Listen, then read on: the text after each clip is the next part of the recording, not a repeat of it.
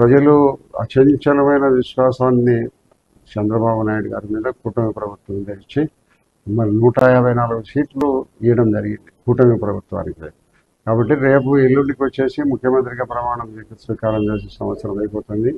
కేంద్ర ప్రభుత్వము, రాష్ట్ర ప్రభుత్వము, కూటమి ప్రభుత్వము అన్ని రకాల కలిసి మెలిసి కాడెద్దుల జోడులాగా ముందుకు పోతా ఉంది. రాష్ట్రం అభివృద్ధి పదంలో నడుస్తాయి.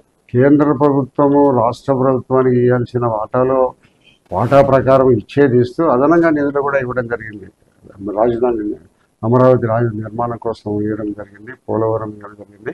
అదే పనిగా కొన్ని మన రాష్ట్రంలో ఉండబడిన కొన్ని కాలేజీలకు అర్ధాంతరంగా మిగిలిపోయిన మెడికల్ కాలేజీలకు కానీ గత ప్రభుత్వంలో ఏమైనా కేంద్ర ప్రభుత్వం నుంచి రావాల్సిన నిధులను కూడా పూర్తి స్థాయిలో రాబట్టుకునే దానికోసం ఎంపీలతో ఒక కమిటీని కూడా వేయడం జరిగింది ముఖ్యమంత్రి గారు.